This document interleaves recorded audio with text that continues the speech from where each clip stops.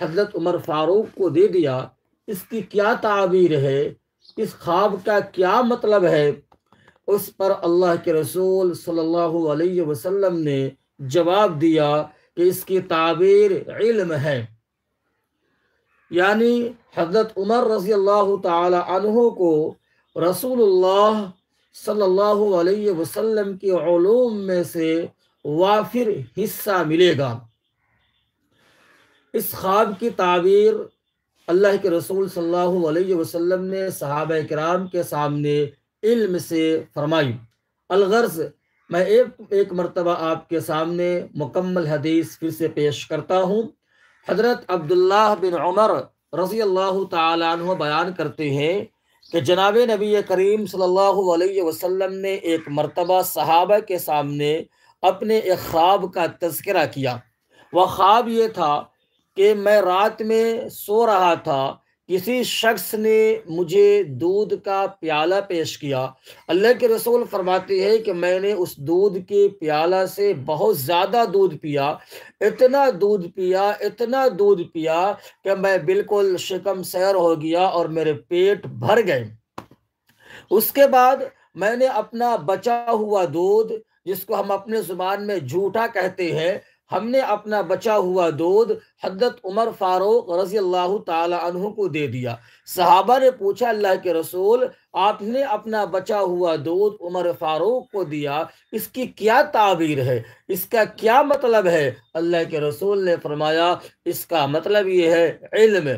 یعنی جتنا علم حضرت عمر فاروق کو علم نبوت سے ملے گا، اتنا علم شاید کسی اور کو نہ مل پائے۔ حضرت عمر فاروق کو علوم نبوت سے بہت زیادہ علم ملے گا، وافر حصہ میں وہ علوم نبوت کو حاصل کریں گے۔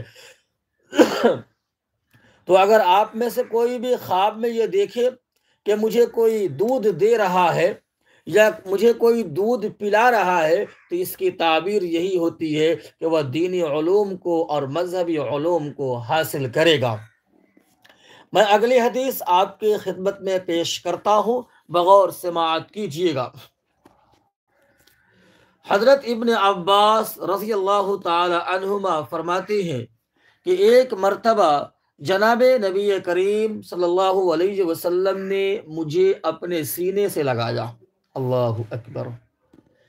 یہ عباس رضی اللہ تعالی عنہ جناب نبی کریم صلی اللہ علیہ وسلم کے عم محترم ہیں، یعنی آپ کے چچا ہیں اور سگے چچا ہیں۔ آپ صلی اللہ علیہ وسلم کے چچا میں حضرت عباس نے ایمان قبول کیا، اسی طریقے سے حضرت حمزہ نے ایمان قبول کیا۔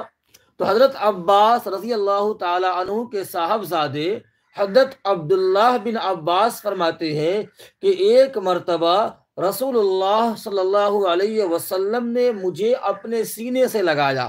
حضرت عبداللہ کہتے ہیں مجھے ایک مرتبہ اپنے سینے سے لگایا اور مجھے دعا دی، اے اللہ اس سے قرآن کا علم عطا فرما دیجئے۔ اللہ اکبر۔ اللہم علمہ الکتاب، اے اللہ اس کو قرآن کا علم عطا فرما دیجئے، اے اللہ اس کو شریعت کی سمجھ عطا فرما دیجئے، اے اللہ اسے قرآنی علوم کا ماہر بنا دیجئے۔ اللہ کے رسول صلی اللہ علیہ وسلم نے حضرت عبداللہ بن عباس رضی اللہ تعالی عنہ کو دعا دی، اور یہ حدیث بخاری شریف میں موجود ہے۔ اسی دعا کی اثر ہے کہ مفسر قرآن حضرت عبداللہ بن عباس رضی اللہ تعالی عنہ کی رائے قرآن کے بارے میں اور قرآن کے تفسیر کے بارے میں سارے مفسرین سے مضبوط ہے۔